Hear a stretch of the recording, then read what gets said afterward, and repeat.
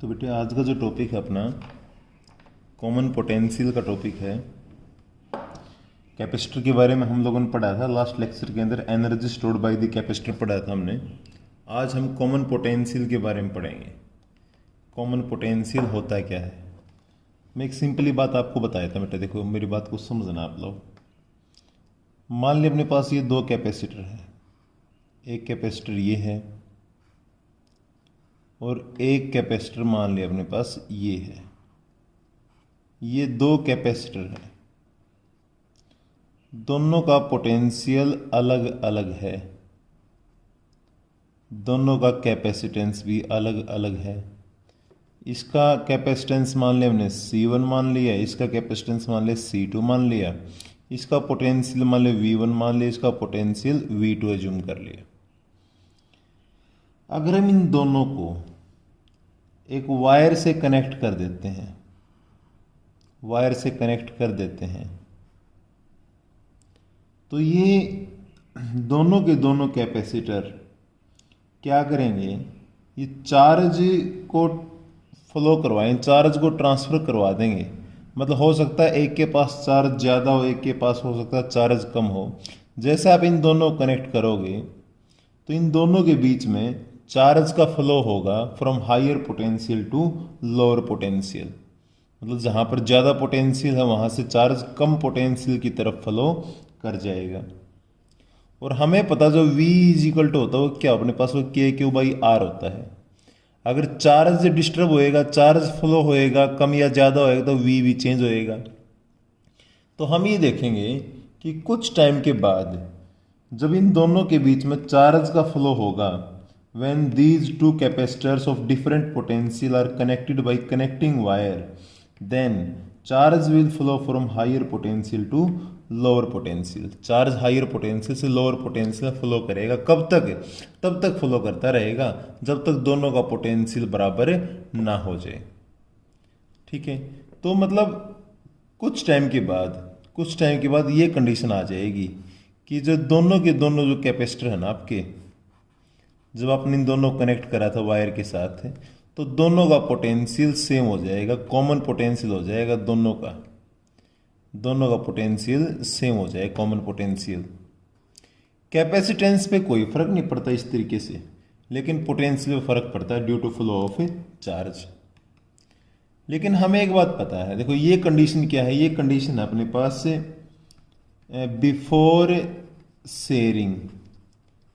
Before sharing of charge, charge की sharing से पहले। ये कंडीशन है अपने पास after sharing of charge, charge की शेयरिंग के बाद।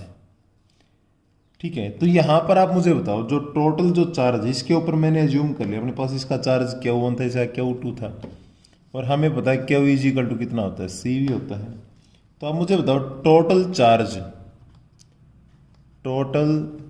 चार्ज बिफोर शेयरिंग से पहले टोटल चार्ज कितना था, Q इजिकल टू C1 होता है, CV होता है, Q इजिकल टू CV।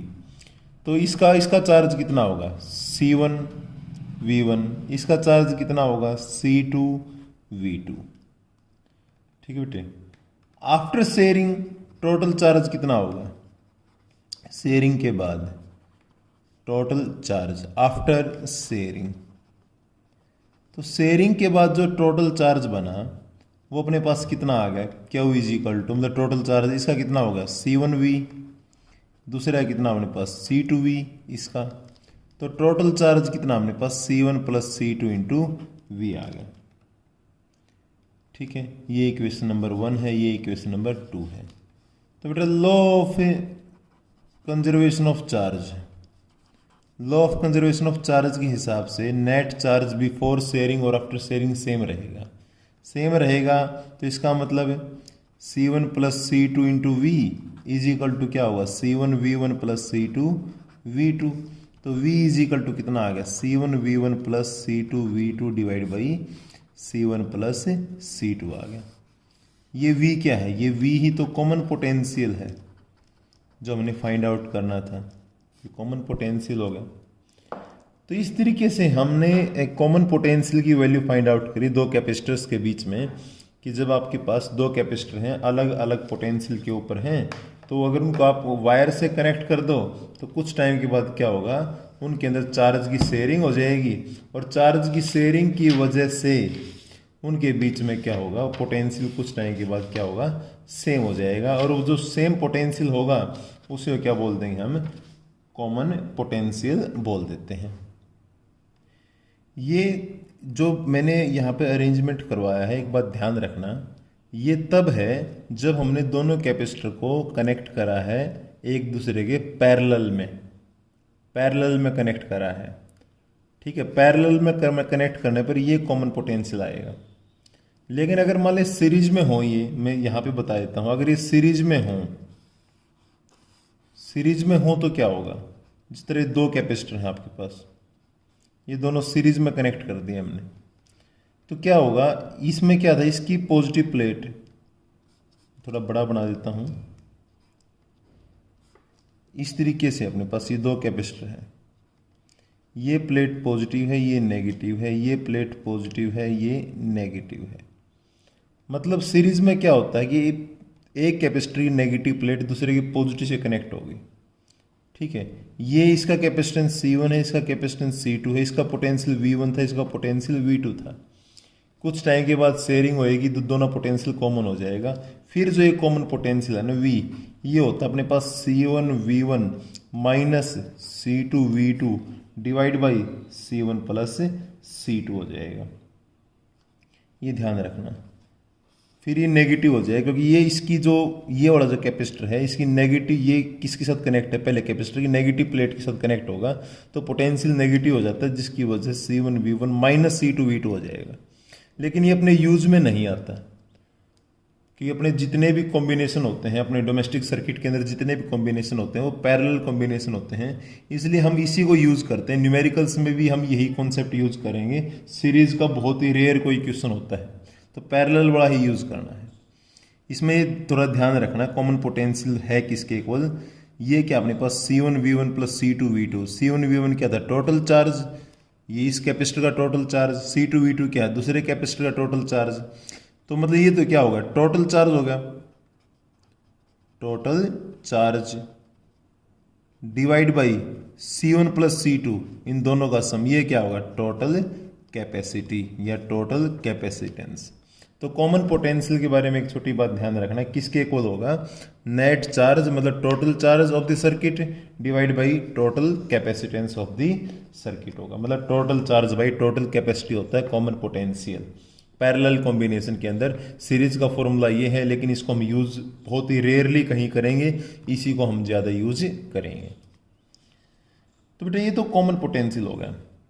अब होता क्या है, देखो जब ये चार्ज की शेयरिंग होती है ना, from higher potential to lower potential, दोनों आपस में एक्सचेंज करते हैं चार्ज को, तो उस ड्यूरिंग लॉस ऑफ चार्ज या you can say during gain of charge, एक ने लॉस करा एक ने गेन करा, तो during exchange of this charge हमेशा क्या होता है कि एनर्जी का लॉस होता है। हमें वो एनर्जी लॉस फाइंड आउट करना है कि वो एनर्जी लॉस कितना होगा। तो एनर्जी लॉस फाइंड आउट करने के लिए मैं एक छोटी बात आपको बताता हूँ यहाँ पे। देखो मैं इसका जो टॉपिक है, सेकंड जो पार्ट होगा इसका, उसको बोलते हैं बेटा हम एनर्जी लॉस बाय कैपेसिटर, मतलब during sharing of charge. Topic अपना energy loss on sharing of charge. Booklet के अंदर देख लेना, बुकलेट के अंदर आपको लिखा मिलेगा, तो वहाँ से इसको समझ भी लेना, आपको लैंग्वेज भी लिखी मिलेगी वहाँ पे। तो मैं आपको ये बताऊं, जिस तरह पहला केस था, ये दोनों कैपेसिटर थे, दोनों कैपेसिटर अलग अलग थे, इसकी कैपेसिटी C1 थी, इसकी कैपेसिटी C2 थी, इसका पोटेंशियल V1 था, इसका पोटेंशियल V2 था। तो टोटल एनर्जी कितनी होगी बिफोर शेयरिंग, तो total energy before sharing, sharing से पहले, अभी तो हमने इसको कनेक्ट भी नहीं करा है, आपस में कनेक्ट भी नहीं करा, दोनों अलग अलग हैं। शेयरिंग से पहले टोटल एनर्जी कितनी होगी। अब एनर्जी के अपने पास दो तीन फॉर्मूले थे, क्या था, एक तो Q2/2C था, एक हाफ CV² था, एक हाफ QV था, ये फॉर्मूले थे कुछ एनर्जी के अपने पास। कुछ अलग अलग फॉर्मूले थे ये एनर्जी के, ये 3 अलग अलग फॉर्मूले थे एनर्जी के लिए। यहाँ पर आपको पता है क्या, देखो ये यूज़ करने पड़ते हैं अकॉर्डिंग टू सिचुएशन। अगर आपको चार्ज के बारे में पता हो तो आप इसको यूज़ कर सकते हो, अगर आपको वी के बारे में पता है तो इसको यूज़ कर सकते हो। मोस्ट कॉमन हम इन्हीं दोनों का इस्तेमाल करते हैं। नॉर्मली हम ये भी बोल देते हैं, इसको हम सीरीज कॉम्बिनेशन के लिए इस्तेमाल करके चलते हैं Q2/2C, क्योंकि सीरीज कॉम्बिनेशन में हमें Q के बारे में पता होता है कि Q सेम होता है, और पैरेलल में V सेम होता है तो V के बारे में पता होता है, इसको यूज़ करते हैं। तो हम यहाँ पर इसी को यूज़ करें क्योंकि हमें C और V के बारे में पता है, Q के बारे में नहीं बता रखा हमें। तो टोटल एनर्जी, इसकी टोटल एनर्जी कितनी होगी, हाफ C1V1² प्लस में हाफ C2V2²। और टोटल एनर्जी के लिए मैं आपको एक बात बता दूं बेटा, चाहे वो कॉम्बिनेशन हो रखा है, चाहे वो सीरीज कॉम्बिनेशन है, चाहे पैरेलल कॉम्बिनेशन है, कैसा भी कॉम्बिनेशन हो, एनर्जी डायरेक्ट ऐड होएगी, ये ध्यान रखना। उसके लिए कोई अलग से कॉन्सेप्ट नहीं लगाना, एल्जेब्रिकली ऐड करना है, डायरेक्ट ऐड करनी है। अगर ये सीरीज होता है तो भी ऐसे ही लिखते हैं, इसको दोनों को ऐड करते हैं। अगर ये दोनों पैरेलल में जोड़े तो भी ऐसे ही ऐड होएगा। फिर हमने क्या करा, जो ये दोनों के दोनों कैपेसिटर थे, इन दोनों कैपेसिटर को हमने क्या कर दिया, कनेक्ट कर दिया वायर की हेल्प से। कनेक्ट करते ही कैपेसिटेंस तो चेंज होगा नहीं, चेंज होगा तो क्या होगा, पोटेंशियल। इसका पोटेंशियल V होगा, इसका भी कितना होगा, V, कॉमन पोटेंशियल होगा। तो अब टोटल एनर्जी बताओ, आफ्टर शेयरिंग टोटल एनर्जी कितनी होगी। आफ्टर शेयरिंग टोटल एनर्जी, ये तो हमने U1 मान ली, तो U2 कितनी होगी, हाफ, कितना आ गया अपने पास, ये C1V² प्लस हाफ C2V²। तो U2 इज इक्वल टू कितना आ गया, half C1 plus C2 into V² आ गया, ये आ गया अपने पास यहाँ से। ठीक है, V कॉमन होगा ना, V निकाल लिया। अब V क्या था, V तो कॉमन पोटेंशियल था। कॉमन पोटेंशियल किसके इक्वल था अपने पास, ये रहा कॉमन पोटेंशियल, क्या था, C1V1 plus C2V2 divide by C1 plus C2, common potential था। तो यहाँ पर मैंने U2 की जगह वैल्यू लिख दी, half C1 plus C2 into V का स्क्वायर, V मतलब कॉमन पोटेंशियल का स्क्वायर, तो C1V1 plus C2V2 divide by C1 plus C2, इसका होल स्क्वायर। ठीक है बेटे, तो U2 इज इक्वल टू कितना आ गया, ये स्क्वायर है, एक ये कैंसिल हो जाएगा, तो हाफ क्या बच गया यहाँ पे, C1V1 प्लस C2V2 का whole square divide by C1 plus C2 बच गया। Equation number 2। आपको फाइंड आउट करना है एनर्जी लॉस। एनर्जी लॉस कैसे फाइंड आउट करें, एनर्जी लॉस के लिए मैं एक काम करता हूँ, मैं चेंज ऑफ एनर्जी निकाल लेता हूँ। चेंज ऑफ एनर्जी का मतलब मैं डेल्टा U निकाल लेता हूँ। डेल्टा U के लिए मैं क्या करूँ, मैं इनिशियल एनर्जी में से फाइनल एनर्जी घटा देता हूँ। मतलब एनर्जी जो टोटल थी बिफोर शेयरिंग, उसमें से आफ्टर शेयरिंग वाली एनर्जी घटा देता हूँ। अगर मैं इसमें से, इस एनर्जी में से, बिफोर शेयरिंग वाली में से आफ्टर शेयरिंग वाली घटा दूँ, मतलब पहली में से लास्ट वाली एनर्जी घटा दूँ और रिजल्ट आए पॉजिटिव, तो इसका मतलब U1 ज़्यादा था। अगर इन दोनों डिफरेंस पॉजिटिव होता है, इसका मतलब U1 क्या होगा, ज़्यादा, U2 क्या होगा, कम। इसका मतलब कुछ ना कुछ एनर्जी लॉस हुई है। हमने यही प्रूव करना है यहाँ पे। तो क्या करेंगे, डेल्टा U फाइंड आउट कर लो। डेल्टा U1 कितना है, half C1V1² plus half C2V2² minus में ये कितना होगा अपने पास, हाफ C1V1 प्लस C2V2 का whole square divide by C1 plus C2 हो गया। आप इन दोनों को माइनस करोगे, जब हम इन दोनों को माइनस करते हैं यहाँ पे, तो हम ये देखते हैं, देखो हाफ तो कॉमन आ गया हर जगह, हाफ तो हर जगह कॉमन आएगा। इसको सोल्व करना आप लोगों, मैं सोल्व करने के लिए आपको छोड़ देता हूँ, इसको ना सोल्व होता तो फिर मैं आपको समझाऊंगा। तो आप ये देखो, जब आप इसको सोल्व करोगे ना, इसको ओवरऑल सोल्व करो, इसमें से हाफ कॉमन ले लेना, कैलकुलेशन करोगे, इसका स्क्वायर सोल्व कर लेना, वैल्यू आपस में कैंसिल होएंगी। तो डेल्टा U मैं आपको बता दूं, डेल्टा U आएगा अपने पास C1 C2 V1 minus V2 का whole square divide by C1 plus C2 2C1 plus C2, ये आएगा रिजल्ट। इन दोनों को जब आप माइनस करोगे तो ये आएगा, तो ये क्या आएगा, ये पॉजिटिव आएगा। पॉजिटिव आने का मतलब ओवरऑल डेल्टा U मतलब U1 माइनस U2, ये रिजल्ट पॉजिटिव आया। अगर ये रिजल्ट पॉजिटिव आएगा, इसका मतलब क्या होगा, U1 is greater than U2, इसका मतलब इनिशियल एनर्जी ज़्यादा थी, फाइनल एनर्जी क्या है, कम है, तो इसका मतलब कुछ एनर्जी क्या हुआ है, लॉस हुआ है।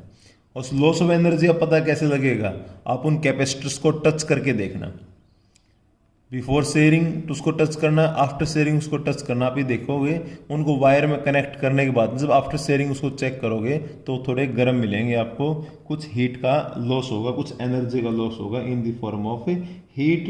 कब, जब दोनों को आपस में कनेक्ट करते हैं, दोनों कैपेसिटर को वायर से कनेक्ट कर देते हैं, तो चार्ज की शेयरिंग की वजह से क्या होगा, ड्यू टू चार्ज की शेयरिंग की वजह से कुछ एनर्जी का लॉस होता है। ठीक है बेटे, तो ये टॉपिक आप लोगों को करना, और कल बहुत इंपॉर्टेंट न्यूमेरिकल करवाने हैं मुझे, तो यहाँ तक का टॉपिक प्लीज़ कंप्लीट कर लेना। 2-3 दिन 3 लेक्चर लगातार मैं न्यूमेरिकल करवाऊंगा आपको, और प्लीज़ वो न्यूमेरिकल, ये एक बात मान के चलो मेरी आप लोग सभी, कि जितना इम्पोर्टेंट न्यूमेरिकल पार्ट कैपेसिटर का है अकेले का, इतना इम्पोर्टेंट कोई पार्ट नहीं है। टोटल 4 पार्ट थे अपनी फर्स्ट यूनिट के, मतलब ये लगा के चलो कि ये अकेला पार्ट उन तीनों से भी ज़्यादा है। ये यूनिट आपकी 8 मार्क्स की आती है बेटे बोर्ड एग्जाम में, तो और कंपटीशन के अंदर तो एक हम उसकी बात करें, कंपटीशन में इसका पोर्शन सबसे ज़्यादा होता है कैपेसिटर का। मैं बोर्ड एग्जाम के लिए भी अगर आपको बताऊं तो ये टोटल यूनिट 8 मार्क्स की आता है, तो आप ये मान के चलो कि हो सकता है अपने पास 5 मार्क्स का क्वेश्चन यहीं से आ जाए इस अकेले कैपेसिटर से। तो कैपेसिटर इस यूनिट का, फर्स्ट यूनिट का सबसे इंपॉर्टेंट पार्ट है, और खासकर जो हम न्यूमेरिकल करेंगे कल से 2 या 3 दिन तक, वो बहुत इंपॉर्टेंट है। तो यहाँ तक का काम आप कंप्लीट कर लेना बेटे। Thank you very much.